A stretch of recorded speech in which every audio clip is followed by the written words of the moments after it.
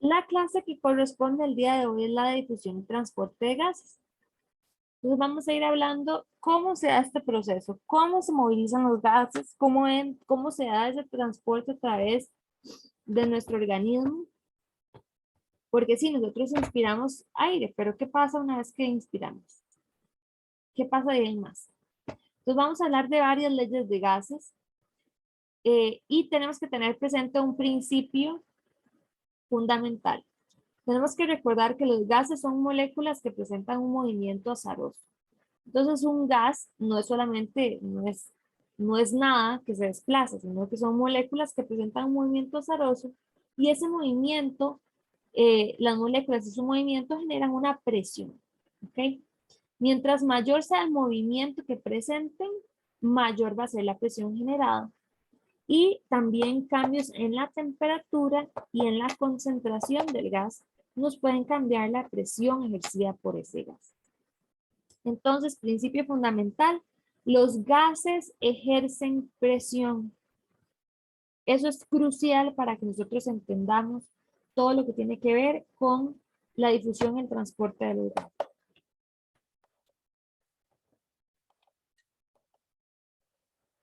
Entonces, primera ley de los gases que vamos a ver el día de hoy. La ley de Dalton. Entonces, ¿qué dice la ley de Dalton? Si nosotros tenemos una mezcla de gases, como decir el aire ambiente, veamos como ejemplo el aire ambiente. El aire ambiente no es únicamente oxígeno. El aire ambiente está conformado por diferentes gases. Entonces, en una mezcla de gases, la presión que ejerce cada uno de los gases que conforman esa mezcla es independiente de la presión de los otros gases. Entonces, como les decía, veamos el ejemplo del aire ambiente. Vamos a asumir que el aire ambiente está compuesto únicamente por dos gases, está conformado por muchísimo más, pero vamos a simplificarlo y vamos a asumir que tenemos únicamente oxígeno y nitrógeno.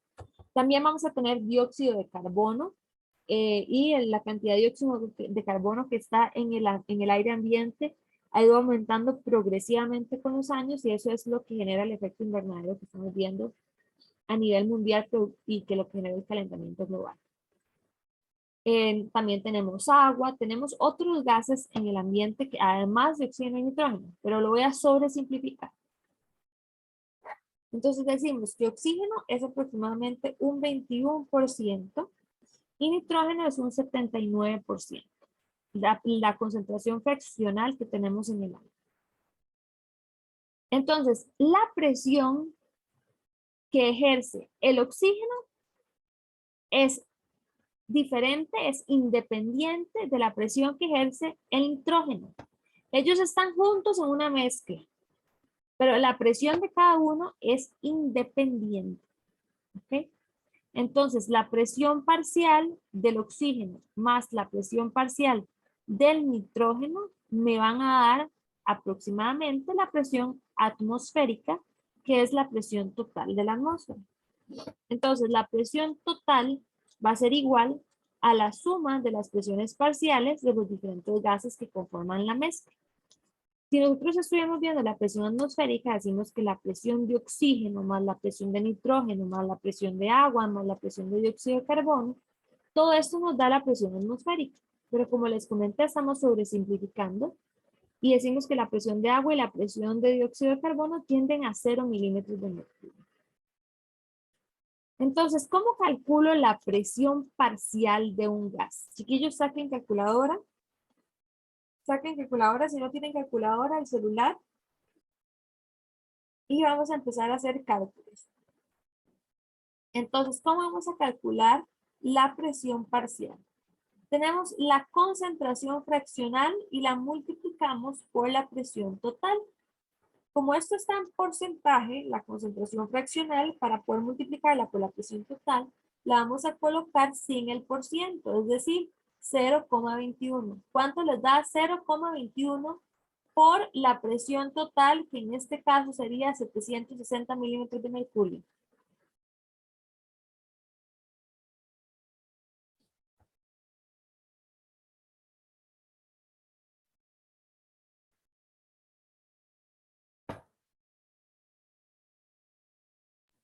¿Cuánto, profe? 760. Ajá, ¿cuánto les da en el caso del oxígeno, cuánto les da la concentración fraccional que sería 0,21 por 760? 159.6. Ok, entonces lo vamos a redondear a 160. ¿Cuánto les da la concentración fraccional del nitrógeno por la presión total? 600.4. Entonces, chiquillos, si redondeamos, vean ustedes que nos da 760, ustedes pueden sumar el valor exacto y les va a dar 764 punto algo, o 63 punto algo. Eh, Vean ustedes entonces que al cálculo de la presión parcial nos va a indicar finalmente eh, qué porcentaje de la presión total corresponde a lo que está ejerciendo un gas. Ahora vamos con la ley de Henry. La ley de Henry lo que nos indica es tal cual se indica en esa frase. Y vamos a analizarla, vamos a desintegrar esa frase que está ahí colocada. La cantidad de gas que se disuelve en el líquido. O sea, tenemos un gas que estamos disolviendo en un líquido.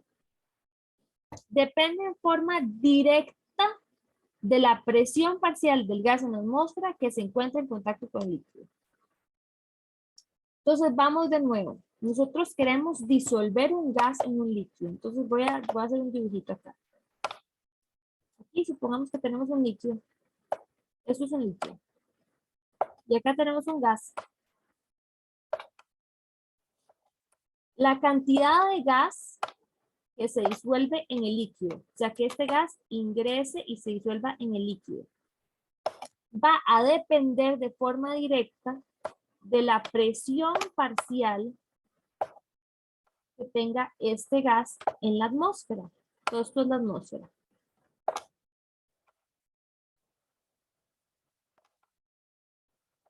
Entonces, y que obviamente la presión parcial que tenga el gas en la atmósfera y que se encuentre en contacto directo con el líquido, porque si esto no está en contacto directo, si yo aquí tengo algo que me separa esto, pues cómo se va a disolver el gas en el líquido, es imposible. Entonces,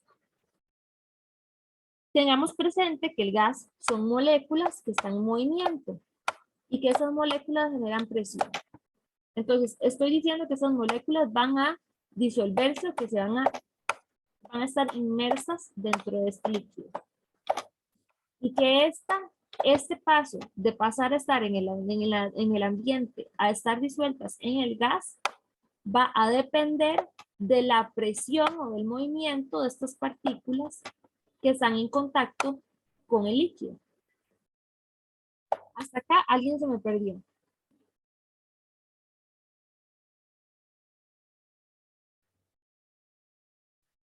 Nadie. Ok, entonces, chiquillos, ustedes todos han escuchado que la Coca-Cola tiene gas. ¿Sí o no? Sí, profe. Sí, profe. Ok, ustedes se han preguntado qué gas tiene la Coca-Cola.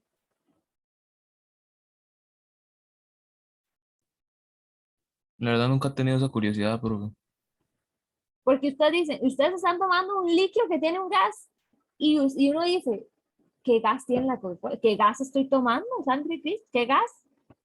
Y todos sabemos que la Coca-Cola tiene un gas.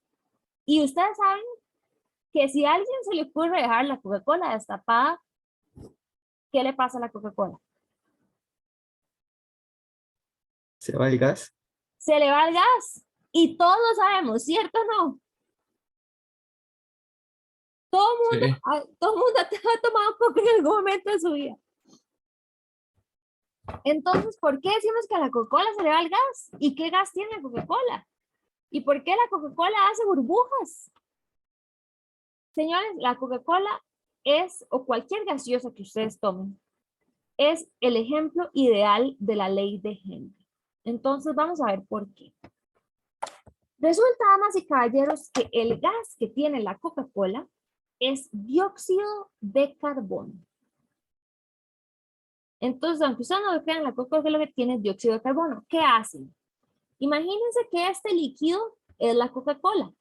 A la Coca-Cola llegan y le meten un dispositivo que lo que le ingresa aquí es dióxido de carbono.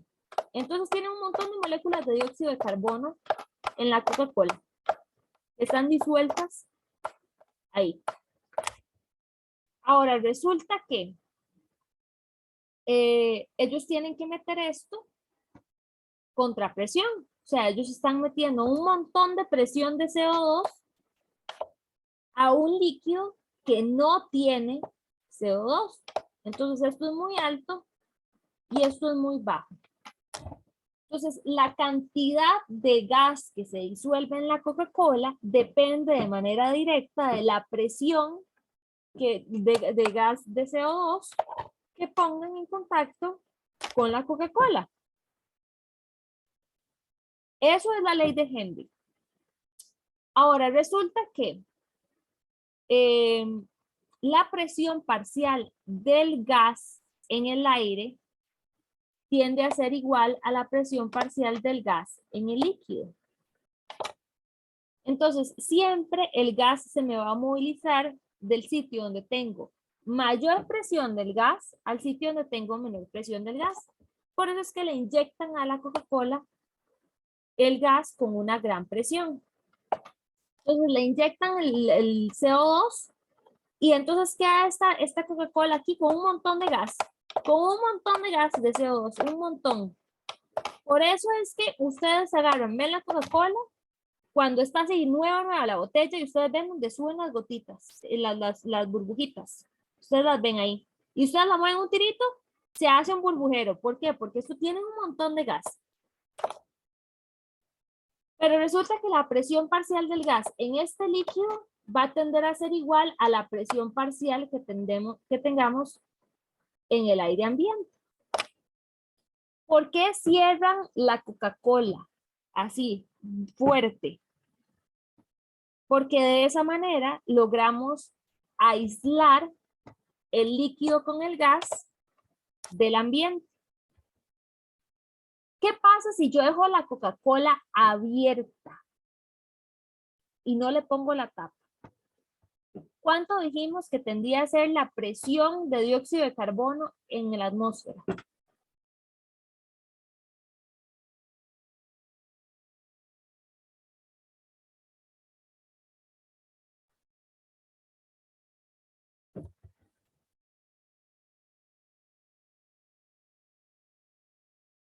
¿Alguien?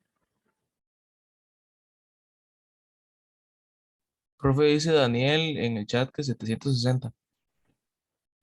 Esa es la presión atmosférica total. Eso está bien. La presión atmosférica total es 760 milímetros de mercurio. Sí, 760 milímetros de mercurio. Pero vimos que la atmósfera estaba conformada principalmente por dos gases. ¿Cuáles eran?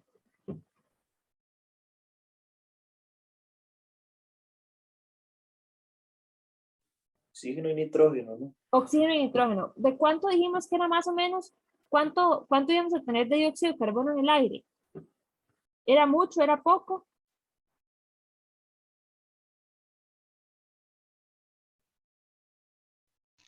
Mucho era. 600 de dióxido de carbono y 160 de oxígeno. Más bien vimos que, vamos de nuevo chiquillos, me devuelvo para que lo retomemos. Y me deja esto. Ahí. Ok.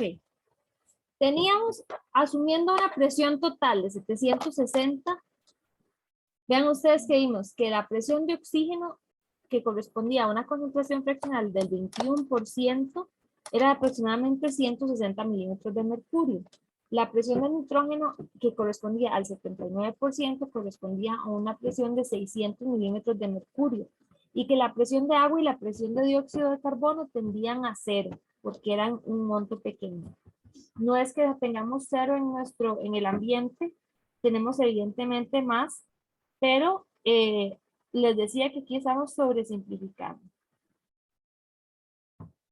Entonces, ¿cuánto tendemos a tener de presión de dióxido de carbono? Un valor muy bajito, cercano a cero. Por eso es que lo estamos sobresimplificando. Entonces, si nosotros tenemos en el ambiente un valor cercano a 0 y en la coca tenemos un montón de dióxido de carbono, resulta que la presión parcial del gas en el aire va a tender a ser igual a la presión parcial del gas en el líquido. Entonces, teniendo eso presente, que la presión parcial del gas en el aire tiende a ser igual a la presión parcial del gas en el líquido, ¿ustedes de dónde a dónde creen que se moviliza el dióxido de carbono si nosotros dejamos la coca abierta?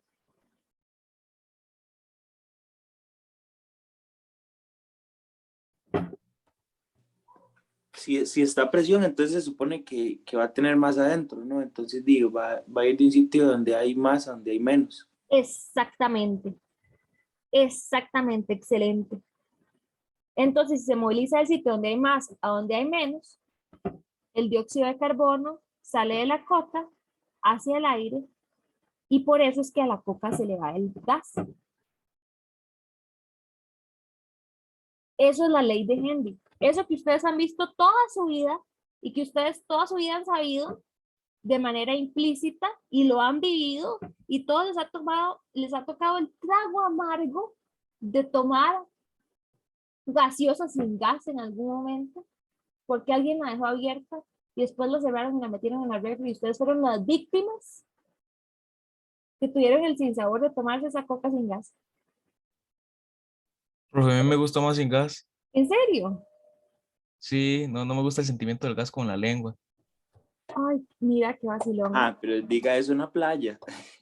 Sí, obvio, cambia, cambia. Está solo tomar Coca-Cola sin gas es como tomar agua con azúcar. Sí, entonces, ese fenómeno que ustedes siempre han visto, eso es la ley de Henry.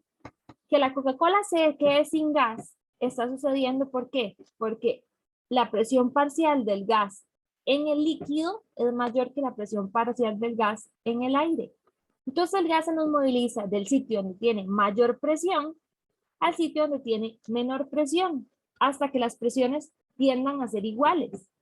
Pero como la atmósfera es gigantesca y tiene una presión cercana a 0, pues la Coca-Cola se queda sin gas, porque todo el gas se moviliza de la Coca-Cola hacia el ambiente.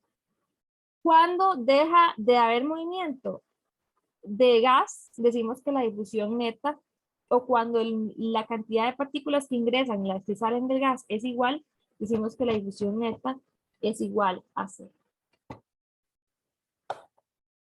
Entonces, continuemos, jóvenes.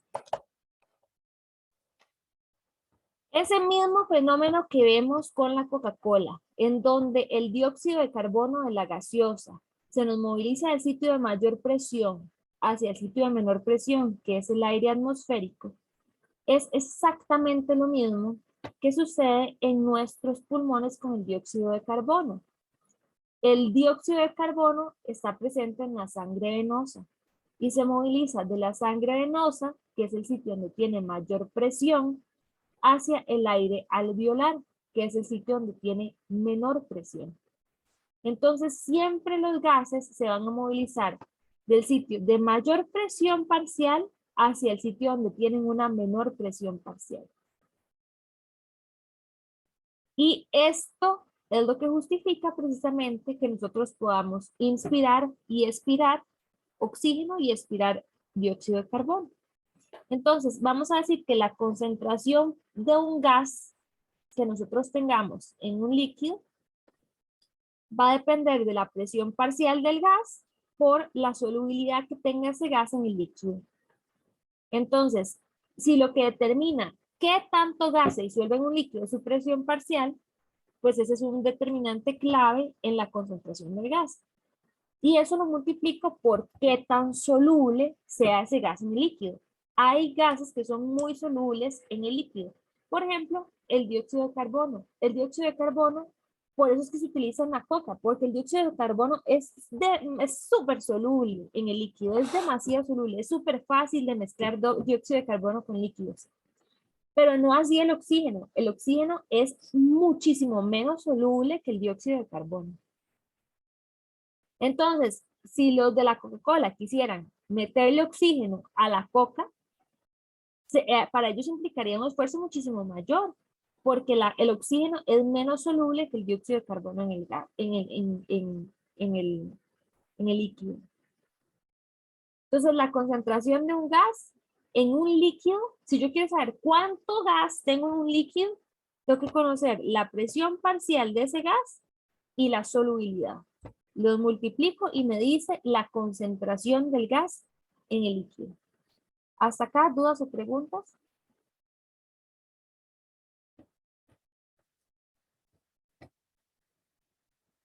¿Nadie? Ok, chicos, en este momento son las 8:49. Entonces hagamos una pausa de 10 minutitos. Regresamos a las 8:59 para continuar con la clase y que se me despejen un poquito. Y a las 8:59 continuamos.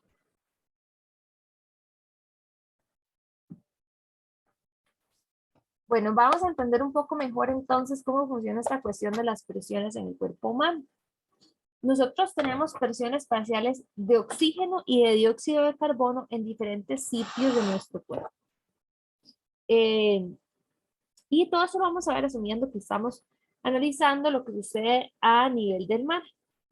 Estas presiones pueden cambiar si no estamos a nivel del mar, pero para efectos de evaluación, yo siempre se los voy a preguntar asumiendo que estamos a nivel del mar.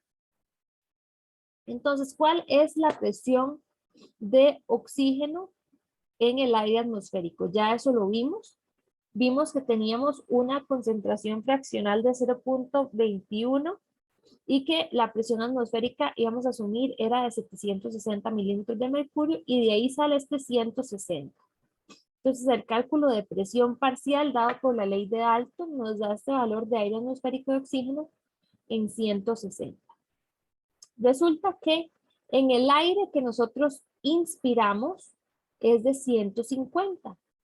Entonces surge la duda, ¿por qué cambia la presión parcial de oxígeno entre el aire atmosférico y el aire que nosotros inspiramos? Porque hay una diferencia de 10 milímetros de mercurio. Pues resulta que el aire inspirado tiene agua. Porque en el momento en que nosotros lo inspiramos, el aire se humedece. Entonces, eso hace que la presión de oxígeno disminuya en 10 milímetros de mercurio. Si nosotros asumimos una presión de agua de 47 milímetros de mercurio, a 760 le restamos los 47 milímetros de mercurio de la presión de agua, lo multiplicamos por 0.21 y la nueva presión parcial es de 150 milímetros de mercurio. Entonces el aire inspirado tiene una presión parcial de oxígeno menor porque es aire húmedo. En el alveolo ya tenemos una presión parcial de 100 milímetros de mercurio. Entonces vean que pasamos del aire que está afuera de mi nariz al aire que está al alveolo, ya disminuyó en 60 milímetros de mercurio la presión de oxígeno. ¿Por qué? Porque resulta que en el alveolo ya estamos viendo intercambio gaseoso.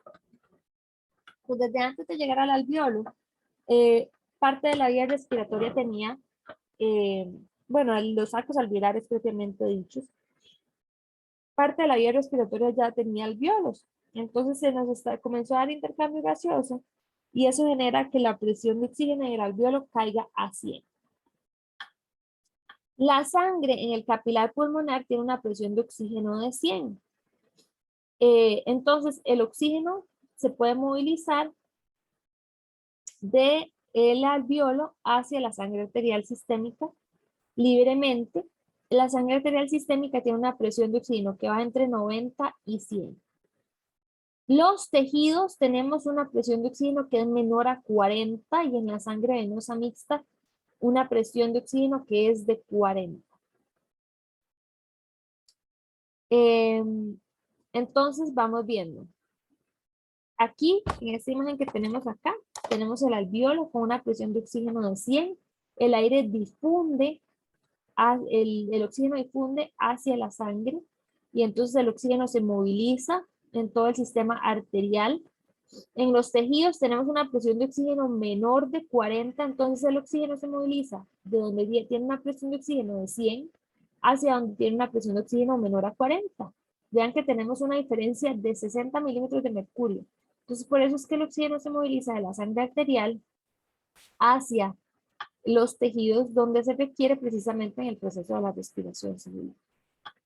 Veamos ahora qué sucede con el dióxido de carbono. El dióxido de carbono dijimos que en la atmósfera íbamos a asumir un valor aproximado de 0. En el aire inspirado sigue siendo de 0 el valor de dióxido de carbono, pero vean que llegamos al alveolo y ya tenemos un valor de 40. ¿Por qué tenemos un valor de 40 de dióxido de carbono en el alveolo? Porque ya se nos está dando intercambio gaseoso. Entonces se comienza a dar el intercambio gaseoso y comienza a darse desplazamiento del dióxido de carbono desde los alveolos, de la sangre hacia los alveolos. En la sangre capilar pulmonar, tengo una pregunta en el chat. Profe, ¿sabe algo acerca de la respiración? Cuando se respira por nariz se calienta más que cuando se respira por la boca. Sí, es correcto. Cuando se respira por la nariz se calienta mucho más el aire que cuando se respira por la boca. La nariz tiene todo un sistema la constitución anatómica de la nariz permite que el aire circule y se desplace a través de distintas estructuras que permiten que se dé un calentamiento más efectivo del aire. Entonces, por eso siempre es preferible respirar por la nariz que respirar por la boca. Siempre, siempre, siempre. Y sobre todo cuando estamos en fríos extremos, en países que tienen las 4 estaciones y donde hay un invierno marcado, que las temperaturas caen, siempre es mejor respirar por la nariz que respirar por la boca porque el calentamiento y la humidificación del aire al respirar por la boca es más pobre que cuando se realiza por la nariz. Entonces continúo. La sangre del capilar alveolar tiene una presión de dióxido de carbono de 40. La sangre arterial sistémica tiene una presión de dióxido de carbono de 40. En los tejidos tenemos una presión de dióxido de carbono de 46 y en la sangre venosa mixta de 46. Entonces veamos qué está sucediendo. En los tejidos, ¿por qué tenemos una presión de dióxido de carbono mayor a 46? Porque acá se está dando la respiración celular. Entonces acá es donde se está consumiendo oxígeno, se está produciendo dióxido de carbono y eso genera que la presión de dióxido de carbono aumente. Entonces, al aumentar la presión de dióxido de carbono, y vean ustedes que teníamos en la sangre arterial una presión de dióxido de carbono de 40, pero acá tenemos una presión de dióxido de carbono de 46, es decir, el dióxido de carbono se moviliza en un sitio de mayor presión a un sitio de menor presión. Y por eso es que nos queda la sangre venosa mixta con una presión de dióxido de carbono de 46. Acá se consumió el oxígeno, veníamos con una presión de oxígeno de 100. Acá tenemos una presión de oxígeno menor a 40 y entonces el oxígeno se consume y por eso es que la sangre venosa queda con poco oxígeno, es decir, con una presión de oxígeno de 40 y con una presión de dióxido de carbono de 46. Entonces veníamos con una de oxígeno de 40 o menor y la de dióxido de carbono de 46 o mayor. Eso se moviliza, llega a los pulmones y ¿qué pasa? En el alveolo tenemos una presión de oxígeno de 100 y una de dióxido de carbono de 40. Entonces, ¿hacia dónde se moviliza el oxígeno? El oxígeno se moviliza del alveolo hacia la sangre que venía con una presión de oxígeno de 40 y el dióxido de carbono se moviliza desde la sangre venosa hacia el alveolo porque en la sangre venosa tenía una presión de oxígeno de 46 y en el alveolo de 40. Entonces vean que siempre se cumple que estamos movilizando el gas de un sitio de mayor presión a un sitio de menor presión. En el alveolo se moviliza el oxígeno del alveolo a la sangre. Tiene un delta P de 60. Vamos con 100, 90, 100, 90, hasta que llegamos acá. Los tejidos es menor de 40, se movilizan de donde está 100 a el tejido que tiene menor de 40. Queda 40, 40, 40, 40, 40, 40, 40. Llega de nuevo al alveolo, aquí tenemos 100. Entonces moviliza de donde tenemos más a donde tenemos menos. y así seguían. Veamos con el dióxido de carbono. Con el dióxido de carbono, acá venimos con una presión de dióxido de carbono de 40, 40, 40, 40, 40, 40. En el tejido tenemos más dióxido de carbono, que está en 46 milímetros de mercurio. Entonces se moviliza de donde tengo más, 46, hacia donde tengo menos. Y aquí venía en 40. Entonces ahora nos queda la sangre venosa con 46, 46, 46, 46, 46, 46, 46. Llegamos acá. La presión de dióxido de carbono en el alveolo es de 40, entonces se moviliza de la sangre venosa, donde está en 46, hacia el alveolo, donde está en 40. Y es esta diferencia de presiones, al igual que como lo hacía el CO2 de la Coca-Cola, la que genera que se nos desplace el aire de un compartimento, el gas desde un compartimento hacia otro. ¿Dudas o preguntas?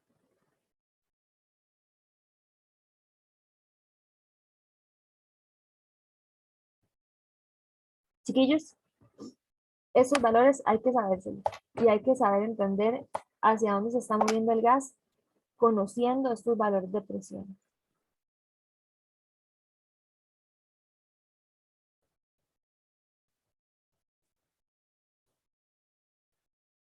Ahora, ¿cómo se da el intercambio de gases entre el alveolo y la sangre? Pues acá tenemos una persona, todo el sistema respiratorio. Acá le estamos haciendo zoom a un saco alveolar y a este saco alveolar le estamos haciendo zoom y estamos viendo un alveolo. Entonces, este alveolo está en contacto con un vasito sanguíneo, un capilar, y a esta zona de intercambio entre el alveolo y el capilar le estamos haciendo zoom y esto es lo que nosotros vemos.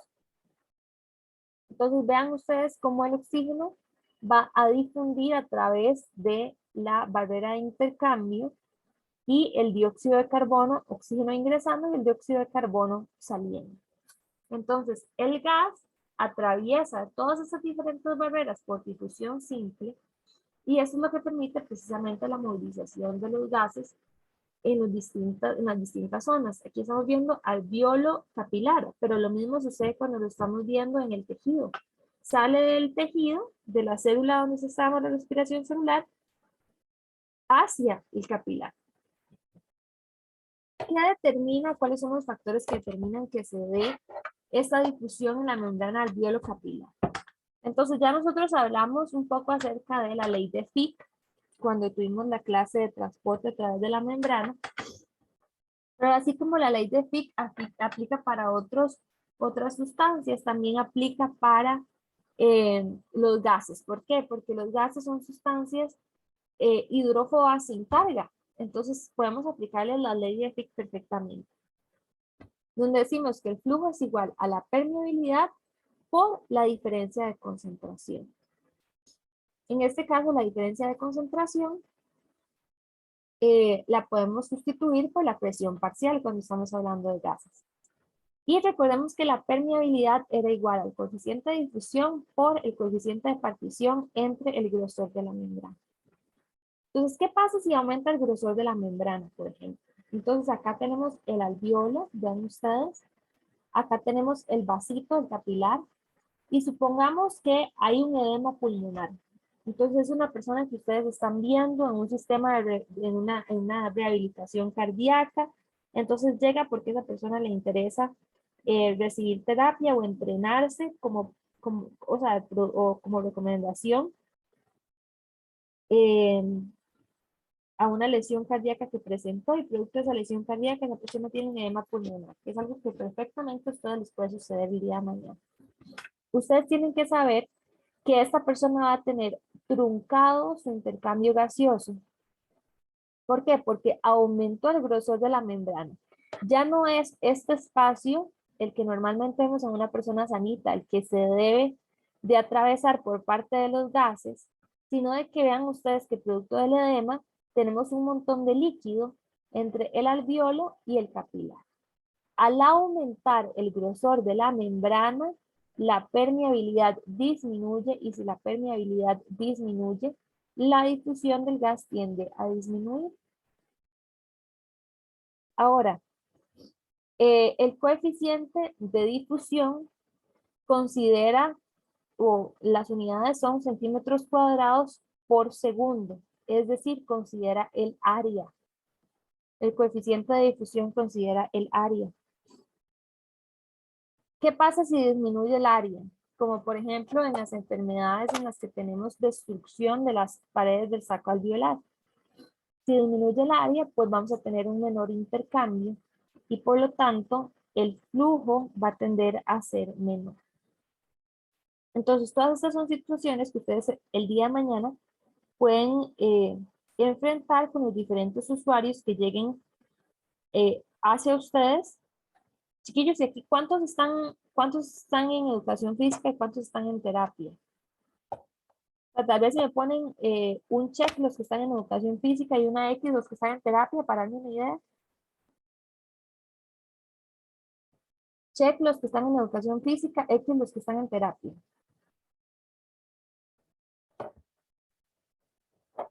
Profe, ¿cómo se da un cheque en la computadora? En la parte, si no me equivoco, donde sale participantes, creo que les debería salir la opción de poner un check o una X. Me corrigen los compañeros, los que están pudiendo poner check, les salen participantes. Profe, es en reacciones. En reacciones. Ah, bueno, entonces fíjense en reacciones para ver si. A donde dice más, creo que ahí les sale reacciones y entonces ahí ustedes pueden poner check o X. Entonces, check los que están en educación física, X los que están en terapia.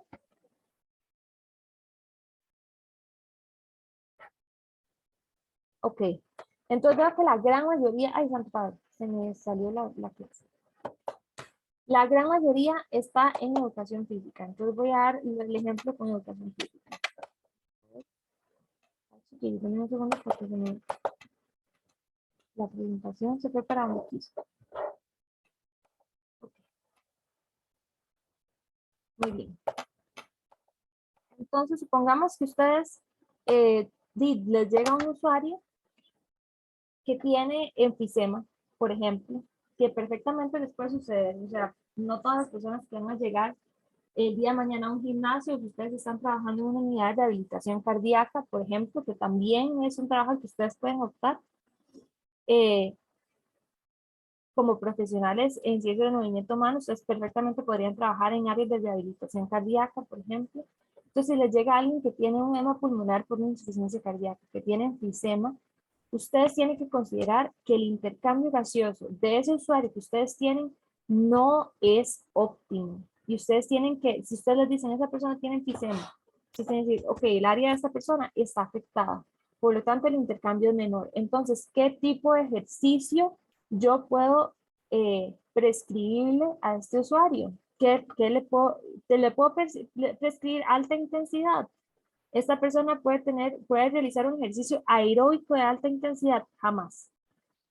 ¿Por qué? Porque esta persona tiene un compromiso en su región de intercambio, en su membrana de intercambio alveolar capilar.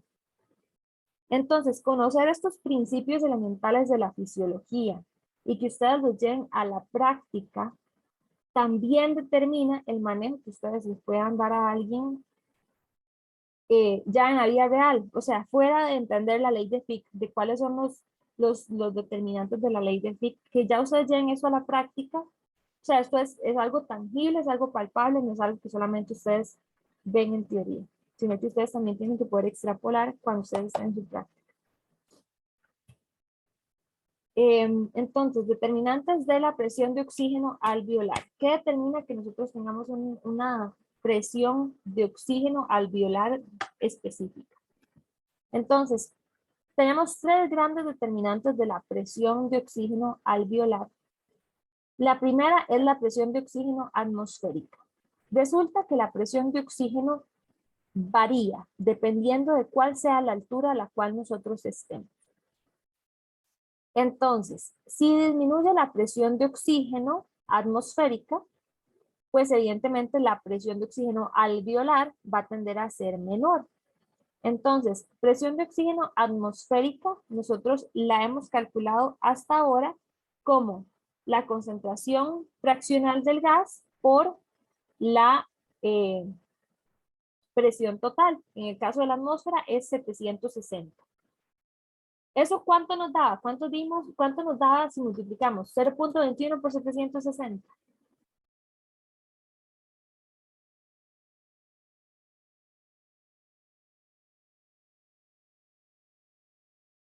¿Alguien? 160. 160, excelente. Ahora, ¿qué pasa, muchachos? ¿Qué sucede? ¿Qué acontece si estamos en el Everest? Esta es una imagen del Everest. Y nosotros decimos que la presión atmosférica a nivel del mar es 760, pero la presión atmosférica en el Everest es de 420. Imagínense ustedes, es un montón menos la presión atmosférica. Entonces, ¿qué pasa si yo multiplico 0.21 por 420? ¿Cuánto les da? 88.2. Entonces vean ustedes, muchachos, que la presión de oxígeno que ustedes tienen a nivel del mar es de 160, pero la que ustedes tienen a nivel del Everest es 88.2. O sea, es casi la mitad. Mientras ustedes tengan menor presión atmosférica de oxígeno, menor va a ser la presión alveolar de oxígeno. Entonces, la presión alveolar que ustedes van a tener de oxígeno a nivel de la playa y a nivel del Everest es completamente distinta. Entonces, ese es uno de los determinantes de la presión de oxígeno alveolar. La presión atmosférica de oxígeno que ustedes tengan, y eso va a depender de la altura. Ahora, ¿qué otro determinante de la presión de oxígeno tenemos? La ventilación alveolar. Si ustedes ventilan menos, es decir, si ustedes hipoventilan, es decir, si ustedes disminuyen su frecuencia respiratoria, la cantidad de respiraciones por minuto, ¿qué va a suceder con la presión alveolar de oxígeno? Tiende a disminuir. Si ustedes hiperventilan, si ustedes tienden a aumentar la frecuencia respiratoria, en términos generales, la presión alveolar de oxígeno tiende a aumentar. También tenemos que considerar la tasa de consumo de oxígeno. El consumo de oxígeno que ustedes tienen no siempre es igual. No es lo mismo el consumo de oxígeno que uno tiene cuando uno está echado en el sillón viendo Netflix, ¿verdad? Y ojalá una maratón, en donde en un fin de semana ustedes vieron, en un sábado ustedes vieron 6 capítulos y el siguiente vieron, y el domingo vieron otros 6, y entonces terminaron una temporada de 12 capítulos en un fin de semana. Entonces, no es lo mismo la tasa de consumo de oxígeno cuando ustedes están en estado ahí, relax, en el sillón, que cuando ustedes están entrenando a full, ¿verdad?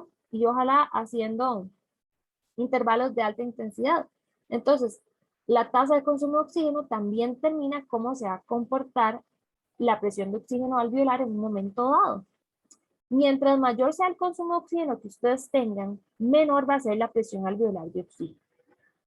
Ahora, vean ustedes que en qué situaciones se da esto, en qué momento tenemos hiperventilación y tenemos un aumento en la tasa de consumo de oxígeno durante el ejercicio. Entonces, si ustedes se fijan, la hiperventilación, que es que aumenta la frecuencia respiratoria, eso es algo que se da en ejercicio, me aumenta la presión alveolar de oxígeno, pero también tengo una disminución en la presión alveolar de oxígeno por un aumento en el consumo de oxígeno. Estos cambios se compensan entre sí.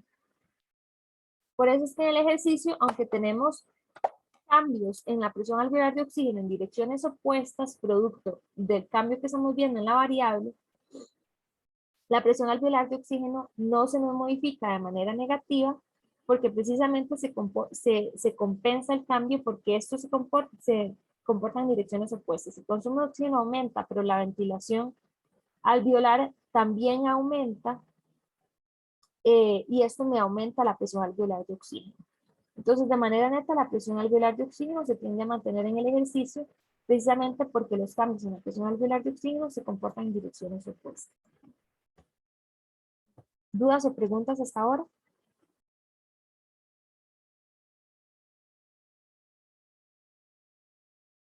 ¿Nadie?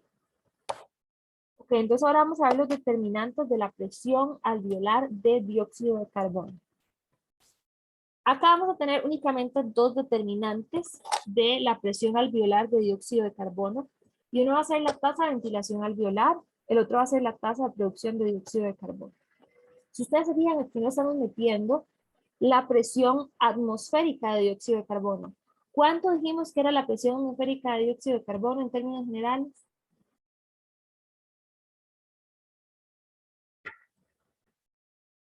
Cerca a cero, profe. Cerca a cero, excelente. Entonces, si es cercana a cero, pues me genera algún cambio, que yo esté a nivel del mar o que yo esté en el Everest. No, porque en cualquiera de los dos es cercana a cero. Entonces eso no cambia. Y que yo cambie mi altura, pues no me cambia en nada la presión de dióxido de carbono.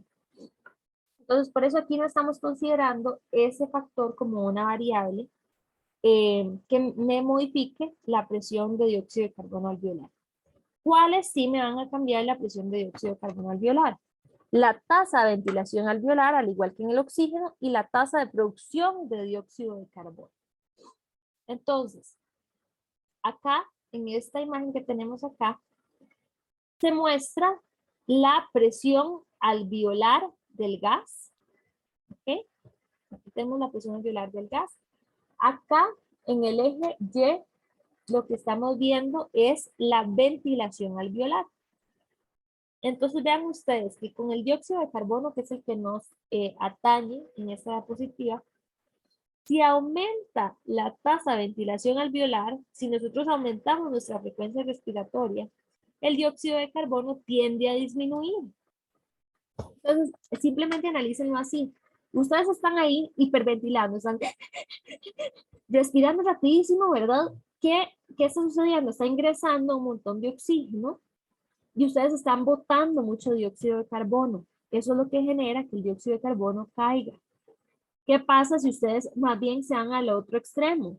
Si ustedes se sumergen en una piscina, están conteniendo la respiración, ¿verdad? Yo espero que sentido común nos dé para contener la respiración. Pero estamos conteniendo la respiración, disminuimos la ventilación, ¿qué va a tender a suceder con el dióxido de carbono? Tiende a aumentar. Entonces ustedes hipoventilan, aumenta la concentración de dióxido de carbono. Si ustedes hiperventilan, más bien disminuye la concentración de dióxido de carbono. Entonces esto es en relación con la tasa de ventilación alveolar. Tasa de producción de CO2. Si estamos aumentando nuestra producción de CO2 porque estamos haciendo ejercicio, porque estamos realizando mucha actividad física, pues tiende a aumentar la cantidad de CO2 alveolar. Entonces, a mayor tasa de producción de CO2, mayor CO2 alveolar. ¿Dudas o preguntas?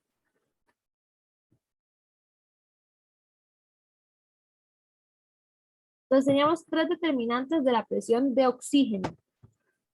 Oxígeno son tres. Presión atmosférica de oxígeno, tasa de ventilación alveolar, tasa de consumo de oxígeno. De CO2, únicamente dos. Tasa de ventilación alveolar y tasa de producción de dióxido de carbono. Ahora vamos a hablar del transporte del oxígeno. Y porque ya dijimos que el oxígeno atraviesa la membrana y ya entra en el capilar. Pero ¿y qué pasa? Una vez que ese oxígeno ingresó en el capilar, ¿cómo se moviliza ese oxígeno a través de nuestro cuerpo? Solamente disuelto ahí en el plasma. Se disuelve y ya. Resulta que no es tan sencillo. Entonces vamos a ver cómo se moviliza ese oxígeno. Nosotros movilizamos aproximadamente 200 mililitros de oxígeno por cada litro de sangre. Entonces, una parte de ese oxígeno va a estar disuelto. Entonces, vean que las moléculas de oxígeno que están aquí en la atmósfera se disuelven e ingresan en el líquido. Entonces, a este oxígeno que está disuelto en el líquido, es una pequeña porción. Son solamente 3 mililitros de oxígeno por litro de sangre. Es muy poquito y esto sería insuficiente en todo el proceso de oxigenación de nuestro organismo. Pero resulta que el oxígeno no solamente viaja disuelto, sino que el oxígeno también se une de manera reversible a la hemoglobina. Y la hemoglobina está presente en los glóbulos rojos. Entonces, por eso ustedes ven acá que los glóbulos rojos tienen 4 puntitos rojos, 4 puntitos rojos, 4 puntitos rojos. Y del total de sangre, del total de oxígeno que se moviliza por litro de sangre, 197 mililitros de oxígeno son movilizados por la hemoglobina. Entonces, la hemoglobina es crucial en el transporte de oxígeno. De 200 mililitros de oxígeno que se movilizan por litro de sangre, 3 son movilizados de manera disuelta y 197 son movilizados por la hemoglobina. Entonces, dado que la hemoglobina es tan importante, hablemos un poco más de la hemoglobina. Pues resulta que la hemoglobina está formada por 4 cadenas polipeptídicas, que es lo que conocemos como globina. Entonces tenemos 4 cadenas que aquí las vemos diferenciadas por colores. Y no solamente tiene la globina, sino que se llama hemoglobina. Tiene el grupo hemo. El grupo hemo está conformado por 4 pirroles más un grupo ferroso. Entonces, este es un pirrol, este es un pirrol, este es un pirrol, este es un pirrol, y este es el grupo ferroso. Este que está aquí en el centro. Entonces, la unión de esta estructura más la globina me forma la hemoglobina. Ahora, cada hemoglobina me puede transportar 4 moléculas de oxígeno. Es decir, 8 átomos de oxígeno. Es diferente una molécula que un átomo. Entonces recuerden eso. Cada hemoglobina, recordemos que tenemos 4 cadenas. Cada cadena tiene un grupo hemo. Entonces, cada grupo hemo me puede movilizar una molécula de oxígeno. Una molécula de oxígeno está conformada por 2 átomos de oxígeno. Entonces, de manera neta, vamos a tener la movilización de 4 moléculas de oxígeno y 8 átomos de oxígeno. Se une aquí al grupo ferroso.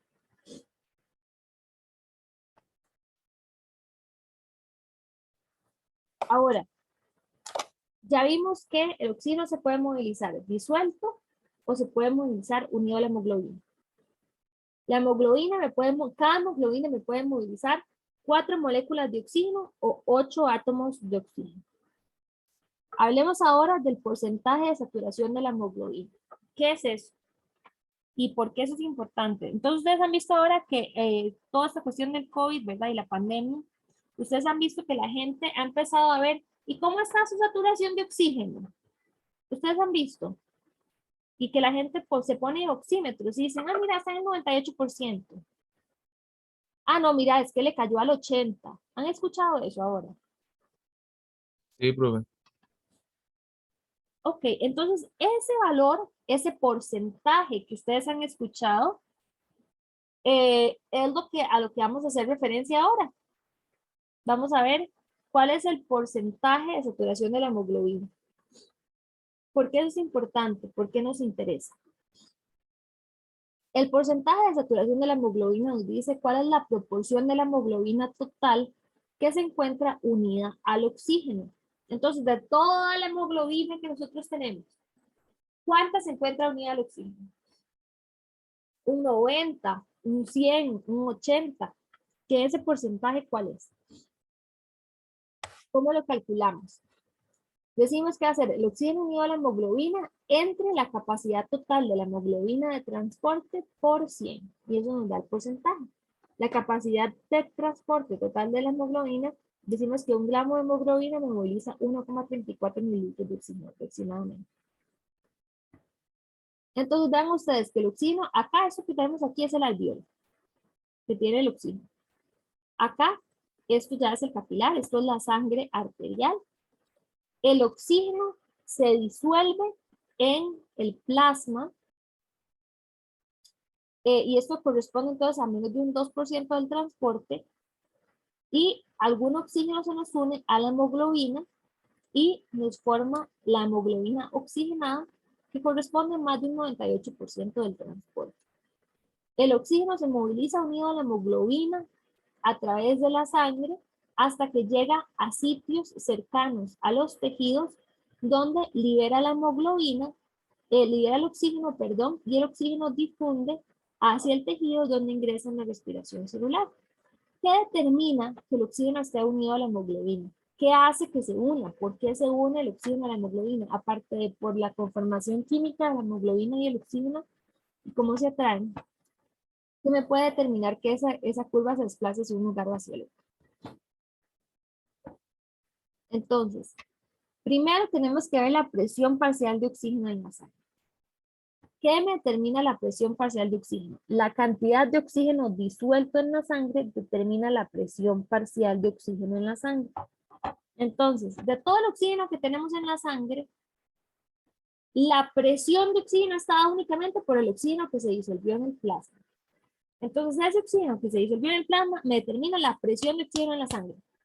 Si yo quiero saber la presión de oxígeno, únicamente me interesa el oxígeno que está disuelto en el plasma. Es decir, esas moleculitas de oxígeno que están ahí nadando en el plasma. Todo el oxígeno que está unido a la hemoglobina no me determina la presión de oxígeno. Eso ya se unió, lo perdimos. Ya se fue con el compatriota, no me determina la presión de oxígeno. Entonces, la presión parcial de oxígeno en la sangre, es decir, la cantidad de oxígeno que yo tengo disuelto, me determina la saturación de la hemoglobina. Entonces, mientras más oxígeno yo tenga disuelto, voy a rayar acá, mientras más oxígeno yo tenga disuelto, vean aquí tenemos 100, una presión de oxígeno de 100. Mientras más oxígeno yo tenga disuelto, mayor va a ser el porcentaje de saturación de la hemoglobina.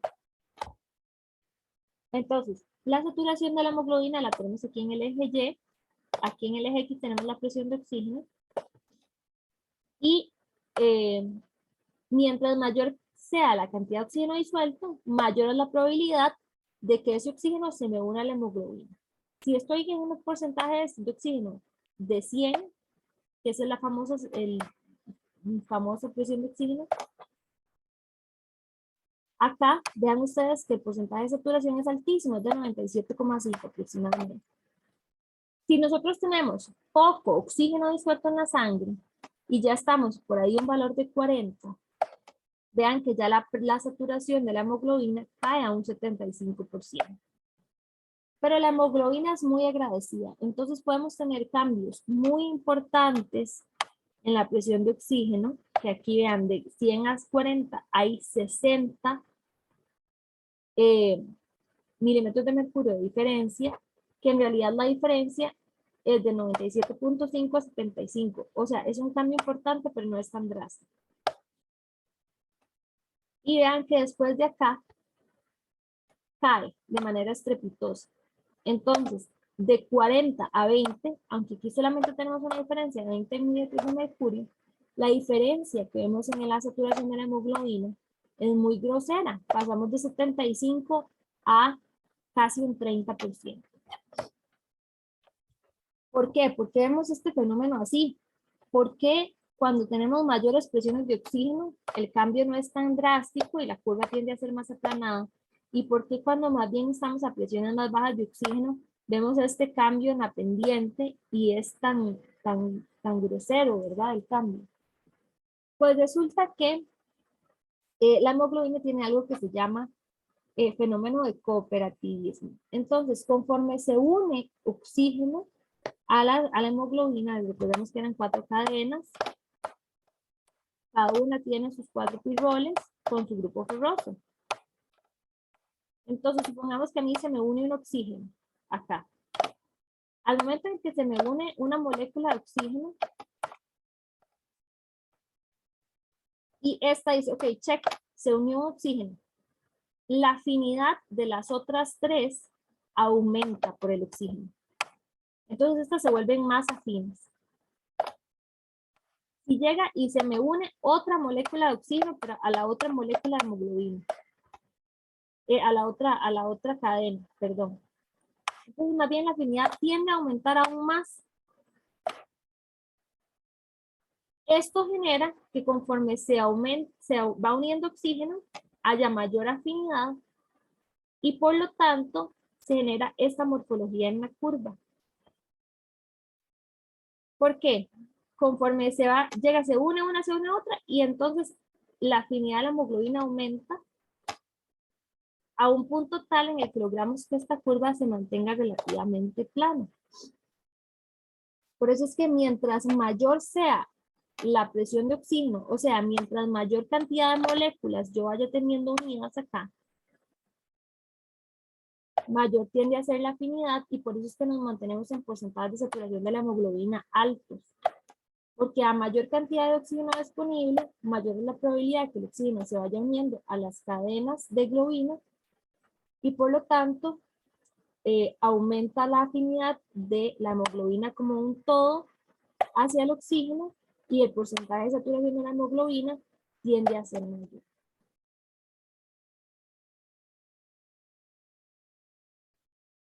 Ok. Ahora, ¿qué sucede, por ejemplo, cuando estamos en el Everest? Muchachos, que tenemos una presión de oxígeno atmosférica de 88.2, porque la presión atmosférica es muchísimo menor. Pues resulta que entonces la presión de oxígeno, vean ustedes que ya ni siquiera va a poder estar en 100, sino de que la presión de oxígeno máxima tiende a ser de este punto para abajo, más o menos. De los 80 y algo para abajo es la presión de oxígeno. Eso quiere decir que nuestra saturación va a estar de aquí para abajo. ¿Y qué pasa si nosotros estamos tras de eso escalando y tenemos un consumo de oxígeno aumentadísimo? Quiere decir que el porcentaje de saturación de la hemoglobina tiende a ser aún menor.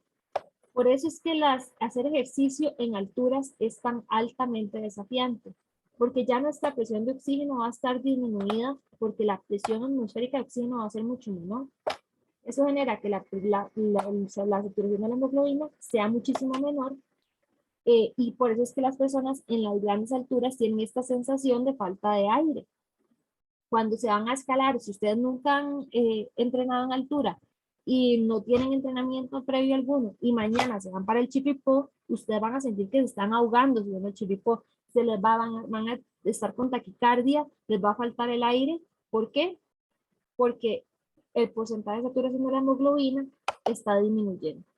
¿Por qué? Porque tenemos una presión de oxígeno menor, la saturación de la hemoglobina, o sea, la cantidad de oxígeno que está unida a la hemoglobina tiende a ser menor, y ustedes perciben eso como una carencia de oxígeno. ¿Hasta acá dudas o preguntas?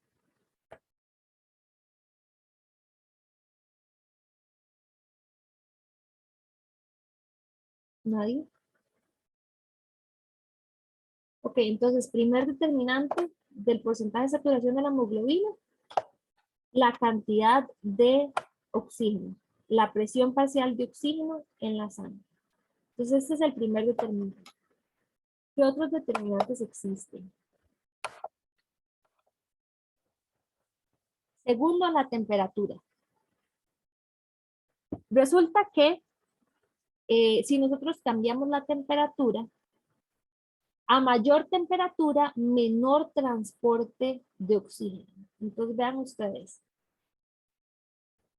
Acá tenemos una presión, vamos a asumir aquí una presión, voy a cambiar el color un momento.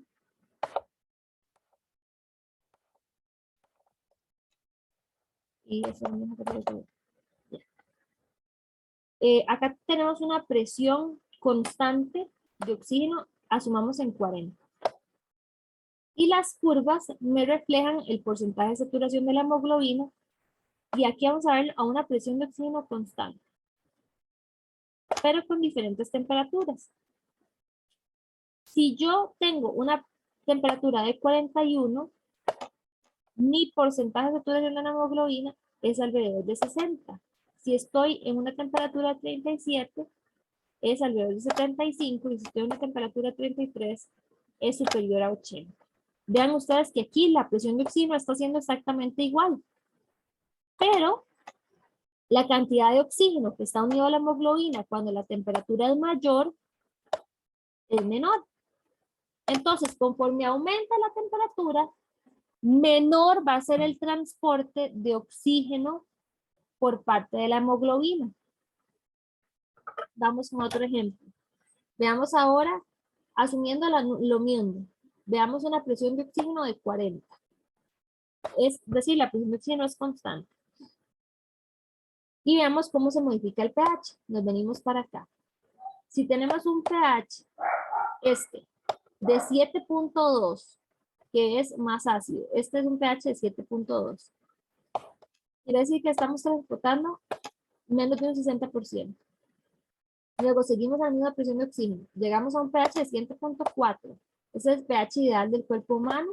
Estamos transportando una saturación al mayor, aproximadamente el 70%.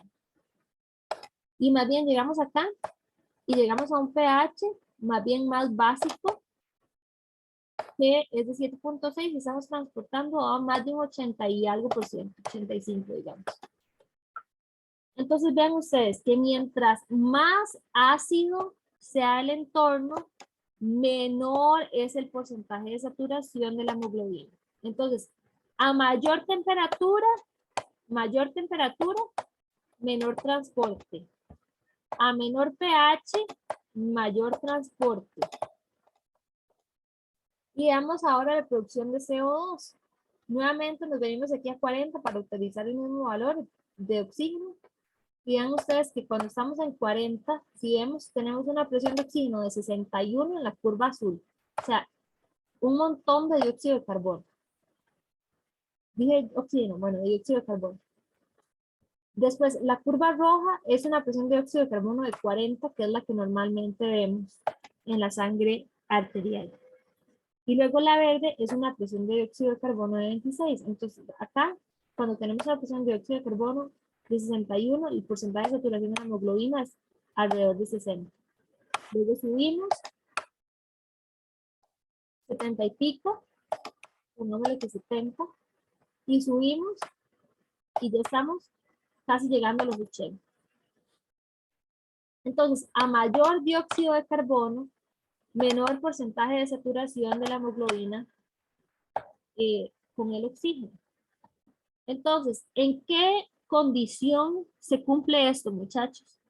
Que tenemos alta temperatura, que disminuye el pH y que aumenta la producción de dióxido de carbono. ¿Cuándo se presentan esas tres situaciones al mismo tiempo?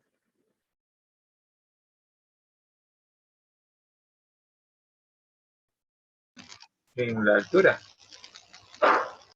En la altura puede ser si ustedes están escalando, pero si precisamente, si ustedes no están en altura, ¿cuándo se puede presentar eso? Que aumente la temperatura en su cuerpo. Ustedes están ahí, es su cuerpo. Aumenta la temperatura, disminuye el pH en los músculos, por ejemplo, y aumenta la cantidad de dióxido de carbono.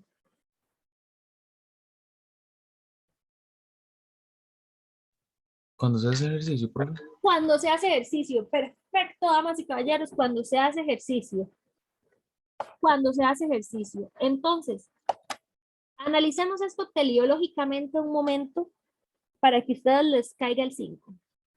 Cuando ustedes hacen ejercicio, ¿cómo está el requerimiento de oxígeno en sus músculos?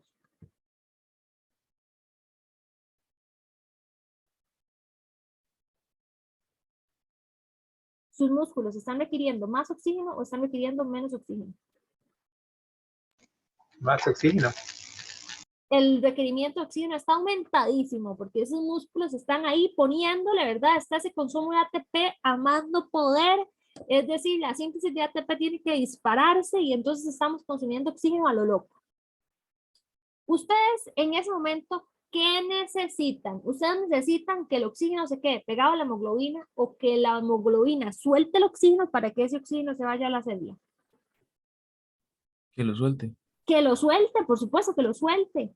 Entonces, vean ustedes que cuando aumenta la temperatura, disminuye el pH y aumenta el dióxido de carbono, la afinidad de la hemoglobina por el oxígeno disminuye. Eso quiere decir que la hemoglobina lo suelta, damas y caballeros, lo suelta. La hemoglobina suelta ese oxígeno.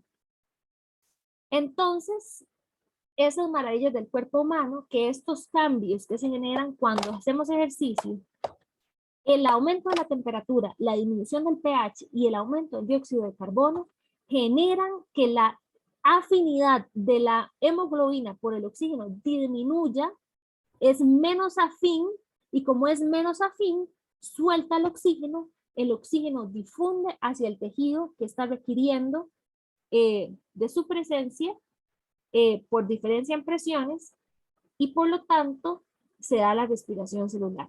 A ese fenómeno maravilloso le llamamos efecto Bohr.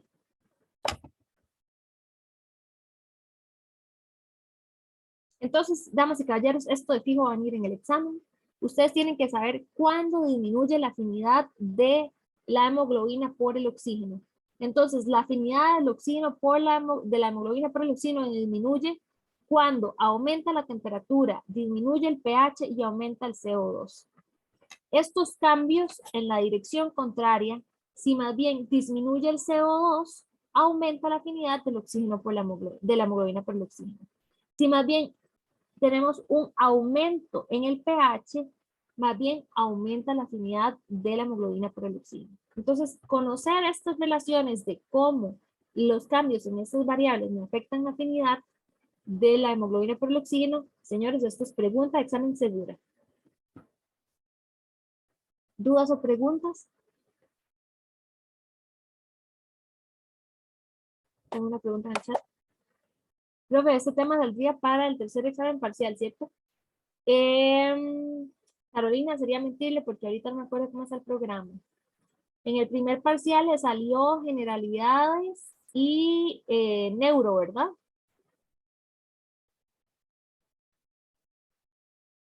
No creo que ahora en este segundo parcial. Yo creo que cardio y respi les sale en el segundo parcial, sí, si no me equivoco. Ajá. Pero habría que revisar por el programa. O sea, ahorita no sería mentirles, chiquillos, no es el programa, entonces puede ser que esté mintiendo y sin intención. Entonces, veo nada más este último cambio y lo que hace falta lo vemos en la siguiente clase. Me pone aquí Daniel, que hasta el jueves creo que entra el segundo. Entonces, mi recomendación es que se fijen contra el programa, muchachos, para ver si yo le subí la clase donde era. Porque la clase pasada creo que se la subí en el tercer parcial. No estoy segura, chiquillos. Si no, ahorita, si no me fijo y ya, y después de la clase le subo cuando terminemos le subo la clase y ya yo para subírselas me fijo contra el programa para estar 100% segura de que se las estoy subiendo. Si se la subí en la carpeta que es para tercer parcial es porque entra en tercer parcial. Si se la subí para el segundo parcial es porque entra en el segundo parcial. Entonces, para que ustedes sepan que lo que está en la carpeta, eso es lo que les entra para cada parcial. Entonces, no se preocupen por eso. Y el último que vamos a ver es el 2,3 difosfoglicerato. El 2,3 difosfoglicerato es un producto que se produce por los eritrocitos durante la glucólisis. Este producto se aumenta cuando estamos en condiciones de hipoxia crónica. Entonces, a mayor cantidad de 2,3 difosfoglicerato, pues menor va a ser la afinidad de la hemoglobina por el oxígeno. Entonces, estamos en condiciones de hipoxia, es decir, donde tenemos poco oxígeno, tiende a aumentar, tiende a aumentar el 2,3 difosfoglicerato y eso disminuye la afinidad de la hemoglobina por el oxígeno. Ok, jóvenes. Nos hizo falta únicamente una diapositiva de ver. La vamos a ver en la próxima clase, que es el día de mañana, para que ahorita tengan un recreito, aunque sea de unos 8 minutos antes de iniciar con el laboratorio. Listo, profe. Entonces, Muchísimas gracias. no entren en crisis, me voy a fijar yo en el programa del curso para estar segura de que les entra en el tercer parcial. En el cronograma ahí dice primer parcial y les entra unidad tal y tal. Segundo parcial, unidad tal y tal. Tercer parcial, unidad tal y tal. Entonces yo me voy a fijar y les voy a subir la clase en el parcial que corresponde. Si se los dejo en el tercer parcial es porque les entra en el tercer parcial. Entonces no se preocupen. Yo en el parcial en el que se los suba, ahí es donde les tiene que entrar. Ya yo lo protejo contra el programa, entonces no entren en crisis. Listo, chiquillos, vayan, descansen, que ya van para el laboratorio. Entonces ahorita los veo algunos en laboratorio. Y eso sería. Nos Listo, vemos profe. Muchísimas gracias. Con gusto, hasta luego.